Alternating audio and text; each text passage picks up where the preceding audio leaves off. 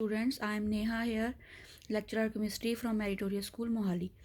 ਅੱਜ ਅਸੀਂ ਨੂਮੈਰੀਕਲਸ ਕਰਨੇ ਆ। ਸਾਡੀਆਂ ਦੋ ਕੋਲੀਗੇਟਿਵ ਪ੍ਰੋਪਰਟੀਜ਼ ਦੇ ਪਹਿਲਾਂ ਹੋ ਗਏ ਸੀ। ਹੁਣ ਆਪਾਂ ਨੈਕਸਟ ਦੋ colligative properties that is depression in freezing point and osmotic pressure, ਉਹਦੇ ਨੂਮੈਰੀਕਲ ਸਟਾਰਟ ਕਰਨੇ ਆ। ਸੋ ਦੇਖੋ, first numerical, by dissolving 13.6 gram of a substance in 20 gram of water, the freezing point decreased by 3.7 degree Celsius, calculate the molecular mass of the substance।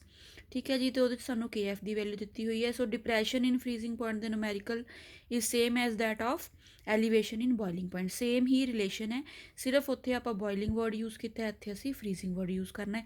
ਸੋ ਇਹਦੇ ਲਈ ਆਪਾਂ formula ਕੀ ਪੜ੍ਹਿਆ ਹੋਇਆ, delta TF is equal to KF into M। So ਸਭ ਤੋਂ ਪਹਿਲਾਂ ਜਿਵੇਂ ਆਪਾਂ ਉੱਥੇ ਕੀਤਾ ਸੀਗਾ, ਆਪਾਂ ਟਰਮਸ ਕੱਢ ਕੇ ਲਿਖਣੀ ਹੈ। ਸੋ ਐਨੇ gram 13.6 gram of substance is dissolved in, it means 13.6 gram is weight of solute and weight of solvent ਕਿਆ ਹੋ ਗਿਆ ਮੇਰੇ ਪਾਸ 20 ਗ੍ਰਾਮ।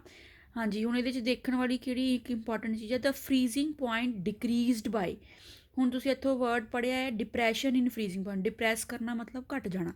ਸੋ ਸਾਨੂੰ ਇੱਥੇ ਉਹਨੇ ਵਰਡ ਦਿੱਤਾ ਹੈ ਦ freezing point ਡਿਕਰੀਜ਼ਡ by, it means ਕਿ ਸਾਨੂੰ ਇੱਥੇ ਡੈਲਟਾ TF ਦੀ ਵੈਲਿਊ ਦਿੱਤੀ ਹੋਈ ਹੈ, ਕਿਉਂਕਿ ਡੈਲਟਾ TF ਸਾਡੇ ਪਾਸ ਕਿਆ ਹੁੰਦਾ ਹੈ, depression in freezing point. So delta TF is equal to 3.7 degree Celsius and KF is this.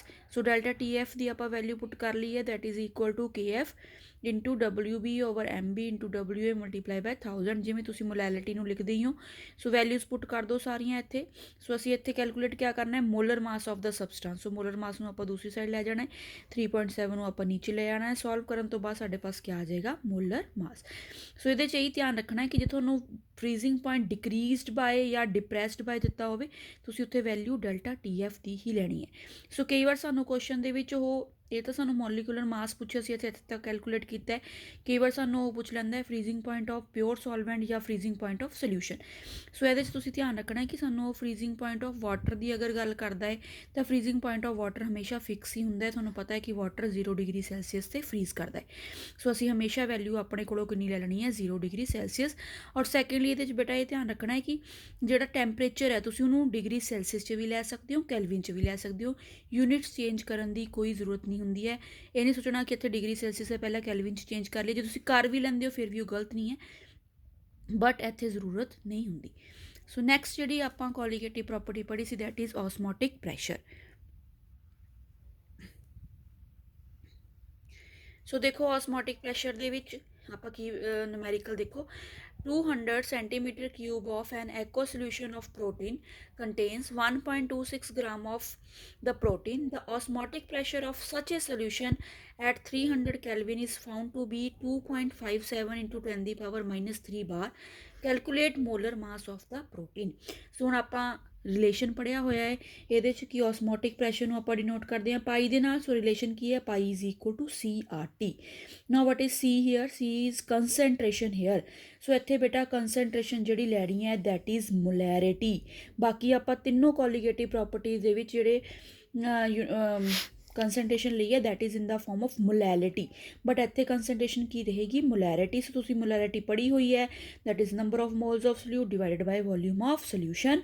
So R is gas constant, T is temperature. So ਹੁਣ ਤੁਹਾਨੂੰ ਪਤਾ ਹੈ ਨੰਬਰ ਆਫ ਮੋਲਸ ਦੀ ਜਗ੍ਹਾ ਆਪਾਂ ਕੀ ਲਿਖ ਲਿਆ ਹੈ, given mass over molar mass, very simple, into V into R into T।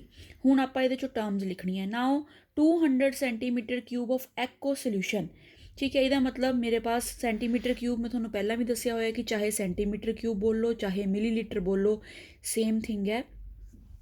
ਸੋ 200 ਮੇਰੇ ਪਾਸ ਕੀ ਦਿੱਤਾ ਹੋਇਆ, ਵੋਲਿਊਮ ਹੋ ਗਿਆ।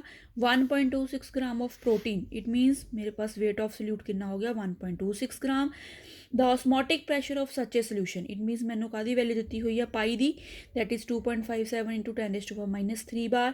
ਟੈਂਪਰੇਚਰ ਕਿੰਨਾ ਦਿੱਤਾ ਹੋਇਆ, 300 ਕੈਲਵਿਨ। ਸੋ ਆਪਾਂ ਪਾਈ ਵਾਲਾ relation, pi is equal to WB over MB into V into R into T।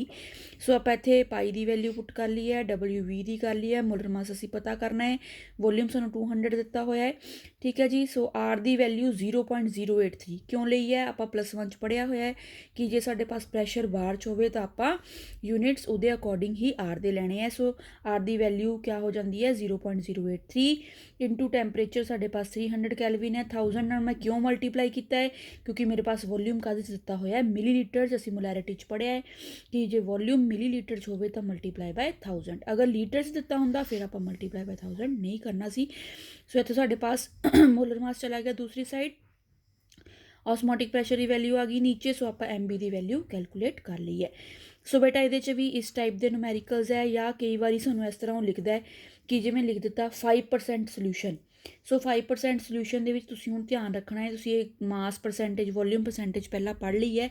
ਮਤਲਬ ਕੀ ਹੋ ਗਿਆ ਕਿ 5 gram solute is present in 100 millilitre of water ਜਾਂ ਕੋਈ ਵੀ ਸੋਲਵੈਂਟ, ਠੀਕ ਹੈ ਜੀ। ਸੋ ਤੁਹਾਨੂੰ ਇੱਥੇ ਦੋ ਚੀਜ਼ਾਂ ਪਤਾ ਲੱਗ ਜਾਣੀਆਂ ਕਿ ਇੱਕ ਤਾਂ ਸਾਨੂੰ ਪਤਾ ਲੱਗ ਗਿਆ weight of solute that is WB, ਦੂਸਰਾ ਮੈਨੂੰ ਵੋਲਿਊਮ ਪਤਾ ਲੱਗ ਜਾਏਗਾ that is 100 ml, ਠੀਕ ਹੈ ਜੀ। ਸੋ ਇਹ ਤੁਸੀਂ ਧਿਆਨ ਰੱਖਣਾ ਹੈ ਕਿ ਕਈ ਕੁਐਸਚਨਸ ਦੇ ਵਿੱਚ ਉਹ ਸਾਨੂੰ ਇਸ ਤਰ੍ਹਾਂ ਅਲੱਗ-ਅਲੱਗ weight ਨਾ ਦੇ ਕੇ ਇੱਦਾਂ ਲਿਖ ਦਿੰਦੇ ਹੈ 5% weight by volume।